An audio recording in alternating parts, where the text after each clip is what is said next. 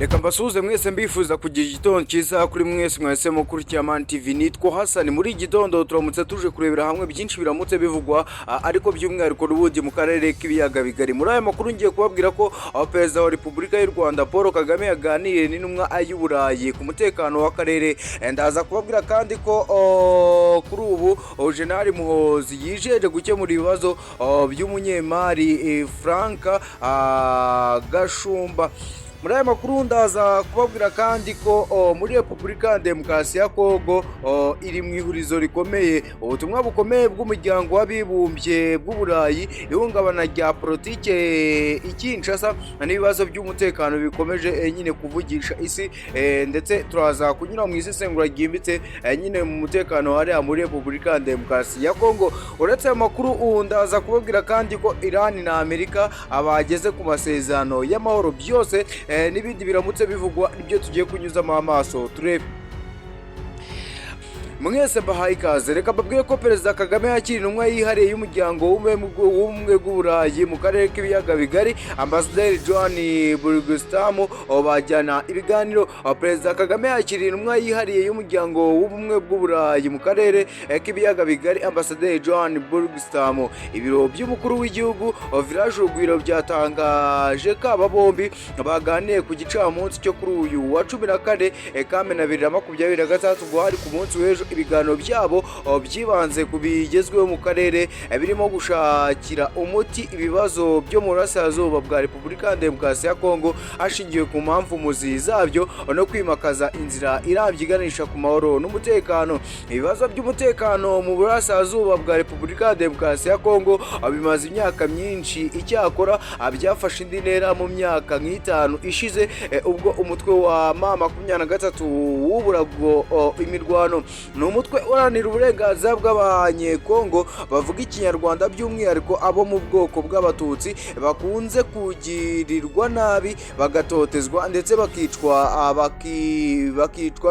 ku butegetsi bwa Repubulika ya Demokarasi ya Congo bo bigizemo uruhare. M23 yarwanye ihangana n'ihuriro ry'ingabo za Repubulika ya Demokarasi ya Congo, ihora ibohora ibice bitandukanye byo mu ntara y'Kivu y'Amajyaruguru n'iya Kivu y'Amajyepfo. Mu gukemura aya makimbirane hashyizwe umukono ku masezerano atandukanye, ariko ikibazo kikaba Repubulika ya Demokarasi ya Congo itarubahiriza na rimwe ibyo yari yiyemeje, ahubwo igakomeza kwica abaturage bayo ntacyo yitayeho. Kuva mu bihumbi 2000 hamaze gushyirwa umukono ku masezerano atari munsi y'10 yongera ku ya Washington n'aya Doha avugwa, ariko ikibazo kikaba kigihari. Ibyo byiyongera ku myanzuro y'inama y'umuryango w'abibumbye ishinzwe umutekano irenga 20 yemejwe i New York muri Leta Zunze Ubumwe za Amerika, ahari icyicaro cya Loni.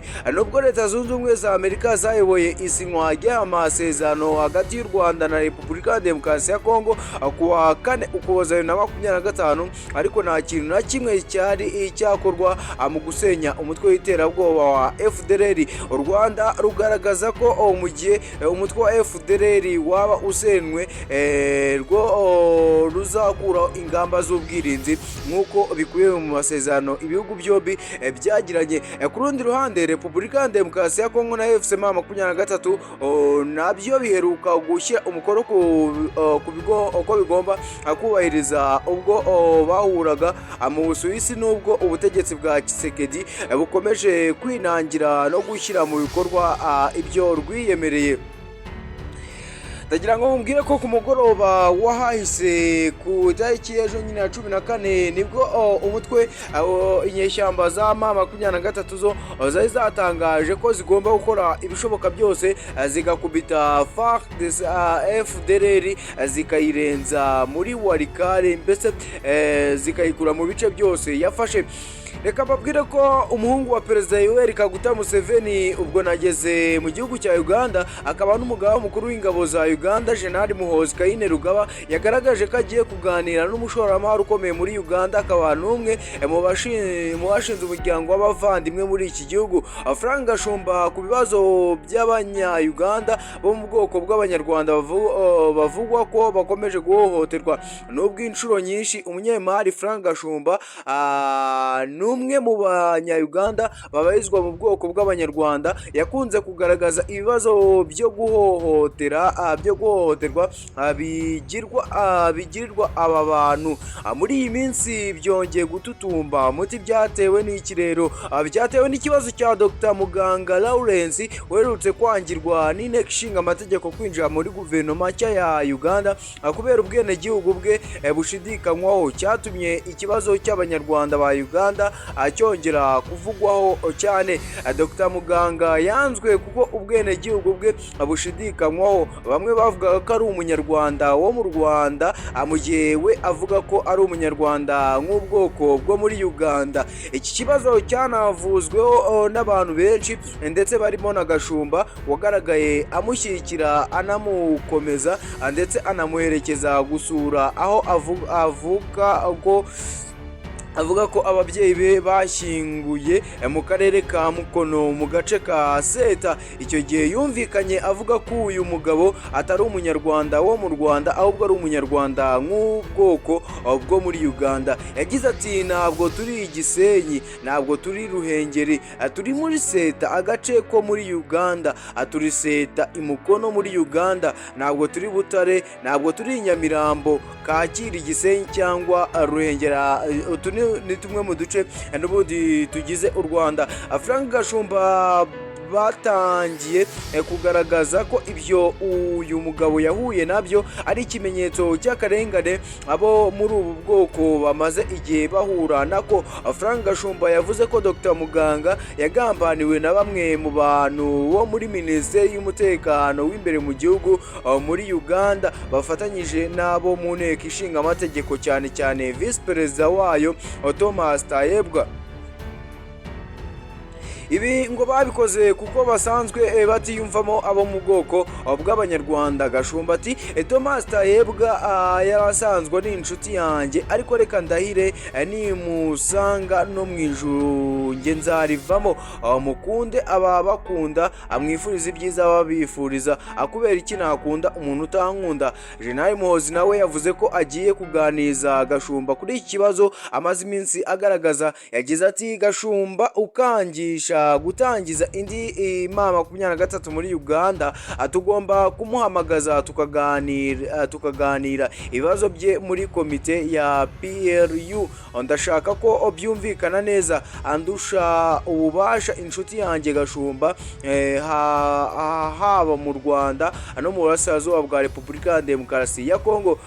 PRU cyangwa se Patriotic League of Uganda ni umuryango washinzwe na General Muhoozi. Inshuro nyinshi Gashumba yakunze kuvuga ko kuba umunyarwanda muri Uganda ari icyaha gikomeye. Yavuze ko yavukiye i Masaka muri Uganda, sekuru na nyirakuru bimutse bava mu Rwanda mu 1922 ni kera cyane, ndetse ko nabo bo na se bashyinguwe i Masaka, ariko atumva impamvu ahora ahuzwa n'u Rwanda. Aba mu bwoko bw'abanyarwanda nk'uko itegeko ribyemeza n'abakomoka ku bari batuye muri Uganda mbere y'umwaka w'1923 n'abari bafite ubwenegihugu bwa Uganda ubwo itegeko nshinga ryasohokaga mu 1995. Icyakora abatotejwe kenshi benshi basabwa gusubizwa mu Rwanda. Muri Gashyantare kandi General Muhoozi Kainerugaba yatangaje ko yafashe icyemezo cyo kwirukana abakozi b'urwego rw'abinjira n'abasohoka batumaga abanyarwanda bo muri igihugu bagorwa no kubona ibyangombwa. Mu butumwa yatangiye kuri X yagize ati nafashe icyemezo cyo kwirukana aka kanya abakozi bose bo mu rwego rw'abinjira n'abasohoka batumaga abanyarwanda bacu bo muri Uganda bagorwa no kubona ibyangombwa, abandi bazashyirwa mu kazi vuba.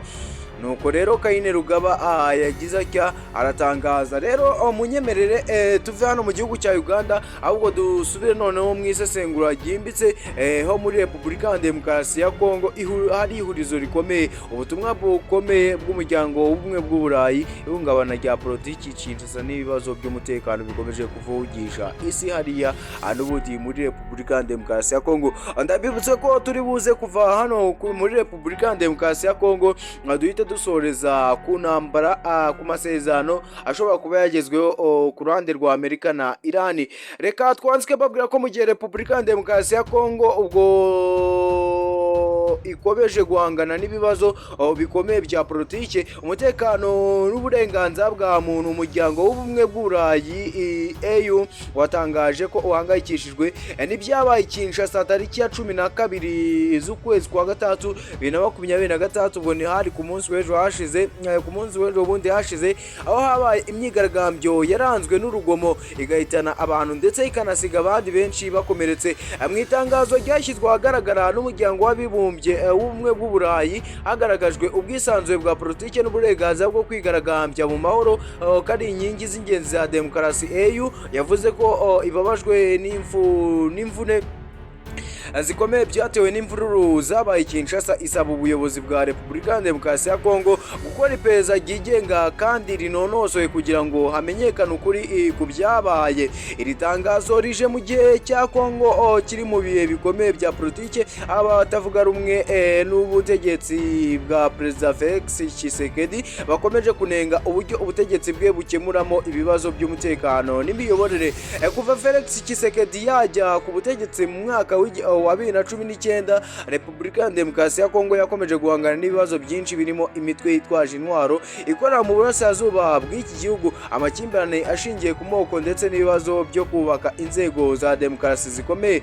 Nubwo ubutegetsi bwa Tshisekedi bwagiye bushimwa mu bikorwa bimwe byo gufungura urubuga rwa politike no kongera ubufatanye mpuzamahanga abanenga leta abo bavuga ko ikibazo cy'umutekano gikomeje kuzamba cyane cyane mu ntara ya Kivu y'Amajyaruguru na Kivu y'Amajyepfo. Imyigaragambyo yabereye Kinshasa yagaragaje ko hari icyuho gikomeje kwiyongera hagati ya leta n'abatavuga rumwe nayo. Abasesenguzi bavuga ko ibibazo by'umutekano bikomeje kugira ingaruka zikomeye ku mibereho y'abaturage ndetse ko icyizere cy'abashoramari mpuzamahanga gishobora kuba cyagenda nyine cyadidira. Mu gihe benshi bibanze kuri politike Kinshasa ikibazo cy'umutekano rero mu misozi ya Minembwe muri Kivu y'Amajyaruguru gikomeje gukaza impungenge cyane. Nyamuneka muri Minembwe ibintu bikomeje kuba byagenda biba bibi. Raporo zitandukanye zituruka mu baturage imiryango itegamiye kuri leta n'abasesenguzi b'akarere zikomeje kuvuga ko ibitero byibasira abaturage b'abanyamurenge batuye mu bice bya Minembwe Bijombo Mikenge Rurambo n'ahandi. Hari ibirego byakomeje kuvugwa n'imiryango iharanira uburenganzira bwa muntu ndetse n'abayobozi bamwe mu mashyirahamwe atandukanye bashinja ihuriro rigize ingabo za FARDC ingabo z'u Burundi imitwe y'abazalendo n'abarwanyi ba FDLR kugira uruhare mu bikorwa by'intambara mu bitero byibasira abaturage. Ibyo birego byagiye bivugwa mu gihe leta ya Congo n'abafatanyabikorwa bayo bakomeje kuvuga ko ibikorwa bya gisirikare bigamije kurwanya imitwe yitwaje intwaro no kugarura ubutegetsi bwa leta muri ibyo bice. Abasesenguzi bavuga ko iki kibazo cya Minembwe gikwiye gukurikiranirwa mu buryo bwigenga kugira ngo hamenyekane ukuri kw'ibirego byose bivugwa n'impande zitandukanye. Mbese icyo wamenya kuri ubu nuko intambara yo muri Repubulika ya Demokarasi ya Congo n'ubundi yimukiye mu Minembwe. Ibibazo byo muri Minembwe rero ntabwo bitangiye umunsi gusa oya, ahubwo mu myaka myinshi yashize ako karere kabaye isibaniro ry'amakimbirane ashingiye ku butaka, ubwene gihugu, imiyoborere y'inzego z'ibanze ndetse yewe n'imibanire y'amoko atandukanye atuye muri Kivu y'Amajyepfo. Abanyamurenge bamaze ibinyejana byinshi batuye mu misozi y'umurenge bakunze kugaragaza impungenge ku mutekano wabo no ku burenganzira bwabo nk'abaturage ba Congo mu bihe bitandukanye by'intambara zabaye muri Congo kuva mu myaka ya kera, by'umwihariko kuva mu 1964. Abaturage benshi b'abanyamurenge bagiye bahura n'ibitero no kwimurwa ku gato no gutakaza imitungo yabo. Ibi rero ni bimwe mu bituma ikibazo gikomeza kuba kimwe mu bibazo bikomeye kandi bigoye gusobanukirwa ku rwego rwa politiki n'umutekano mu burasirazuba bwa Repubulika ya Demokarasi ya Congo. Imiryango mpuzamahanga irimo umuryango w'abibumbye ONU, umuryango w'ubumwe bw'Uburayi EU, umuryango wa Afurika yunze ubumwe AU, Human Rights Watch, Amnesty International n'indi miryango iharanira uburenganzira bwa muntu yakomeje gusaba gukurikirana ibyaha byose bishobora gukorerwa abasivile mu burasirazuba bwa Congo. Mu mahame mpuzamahanga agenga uburenganzira bwa muntu, abaturage bose bagomba kurindwa hatitawe ku bwoko, idini cyangwa inkomoko yabo. Iyo hari ibirego by'uko abaturage runaka abibasirwa kubera uko bavutse cyangwa ubwoko bwabo, bisaba iperereza ryigenga kandi ryizewe kugira ngo hamenyekane ukuri. Abasesenguzi rero bamwe bavuga ko kutagira amakuru ahagije ava mu bice by'intambara, inyungu za politiki z'ibihugu bikomeye ndetse n'ubusumbane mu buryo amakuru mpuzamahanga atangwa abiri mu bishobora gutuma ibibazo bimwe bidahabwa uburemere ku rwego mpuzamahanga. Ku rwego mpuzamahanga, Repubulika ya Demokarasi ya Congo ni igihugu gifite akamaro gakomeye kubera umutungo kamere gikungahayeho, hariho coltan, cobalt, zahabu, lithium n'andi mabuye y'agaciro akenerwa cyane mu ikoranabuhanga rigezweho umunsi wa none. Amerika n'umuryango w'ubumwe bw'Uburayi bakomeje gushimangira ko bashyigikiye ubusugire bwa Congo, amahoro n'ubutegetsi bushingiye kuri demokarasi. Ubushinwa bwo bukomeje kuba umwe mu bafatanyabikorwa bakomeye ba Congo mu rwego rw'ubucukuzi bw'amabuye y'agaciro n'ishoramari mu bikorwa remezo. Uburusiya nabwo ku rundi ruhande, ibyo ni bimwe mu bihugu bikomeye bifite nyine uruhare muri Repubulika ya Demokarasi ya Congo. Uburusiya rero nabwo bukomeje kwagura umubano wabwo n'ibihugu byinshi bya Afurika harimo Repubulika ya Demokarasi ya Congo binyuze mu bufatanye bwa gisirikare, ubucukuzi bw'amabuye ndetse n'ububanyi mpuzamahanga. Ku ruhande rw'Ubufaransa rikomeje gukurikirana hafi ibibazo bya Congo kubera amateka y'inyungu zayo muri Afurika, ayo hagati n'akarere k'ibiyaga bigari. Abasenguzi benshi bemeza ko amahoro arambye muri Repubulika ya Demokarasi ya Congo atagerwaho gusa binyuze mu ngufu za gisirikare, ahubwo asaba ibiganiro bya politiki byimbitse, ubutabera buboneye, kubaha uburenganzira bwa muntu no gukemura ibibazo by'amateka. Mu gihe Kinshasa rero hakomeje impaka za politiki, naho mu burasirazuba hakomeje imirwano n'ibirego bikomeye cyane by'ihohoterwa rikorerwa abasivili. Repubulika ya Demokarasi ya Congo iri mu bihe bishobora kugena ejo hazaza hacyo. Ubutumwa bwatanzwe n'umuryango w'ubumwe bw'Uburayi ku byabereye Kinshasa bwongeye kwibutsa ko akamaro ka demokarasi n'uburenganzira bwa muntu atari inkingi igihugu cyose kigomba kubakiraho, ariko kandi ikibazo cy'umutekano muri Minembwe no mu bindi bice by'uburasirazuba bwa Repubulika ya Demokarasi ya Congo gikomeje kuba cyasaba ko haba ubushake bwa politiki, ibiganiro byimbitse n'iperereza ryigenga ku byaha byose bivugwa kugira ngo abaturage bose ba Congo barimo n'abanyamurenge babashe kubaho bafite umutekano n'uburenganzira bugana ku butabera buboneye. Ngayo nguko rero muri Repubulika ya Demokarasi ya Congo n'ubwo busesenguzi bwimbitse. Reka nerekere mu buriya ndahita reka njye mu burasirazuba bwo hagati bw'isi. Ariko Minisitiri w'intebe wa Pakistan Shehbaz Sharif yatangaje ko Leta Zunze Ubumwe za Amerika na Iran byageze ku masezerano y'amahoro ashobora guhagarika intambara no kugabanya amakimbirane yari amaze igihe ahangayikishije akarere k'uburasirazuba bwo hagati. Mu butumwa yashyize ku rubuga rwa X, Sharif yavuze ko ibiganiro byahuje impande zombi byatanze umusaruro mwiza, ashimangira ko aya masezerano ashobora kuba intambwe ikomeye iganisha ku mahoro arambye. Yagize ati, nyuma y'ibiganiro bikakaye twishimiye gutangaza ko amasezerano y'amahoro yagezweho hagati ya Amerika na Iran.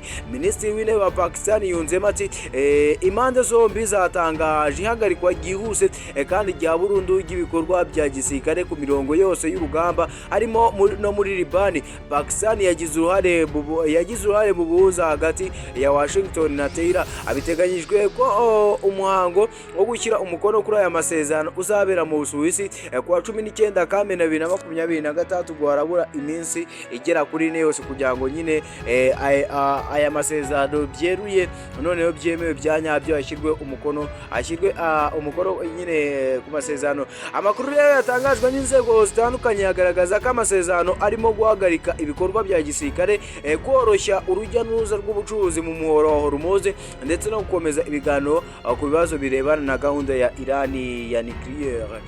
Perezida wa Leta Zunze Ubumwe za Amerika Donald Trump nawe yatangaje ko abonetse ubwumvikane hagati y'impande zombi, avuga ko aya masezerano ashobora gutuma akarere k'iburasirazuba bwo hagati kongera kubona ituze nyuma y'igihe kirekire kurangwa n'umwuka mubi wa politike n'umutekano. Icyakora bamwe mu bayobozi ba Irani bagaragaje ko hakiri ingingo zimwe yamaye na data rwasine ngo zikeneye kunozwa mbere y'uko amasezerano ya nyuma ashyirwaho umukono.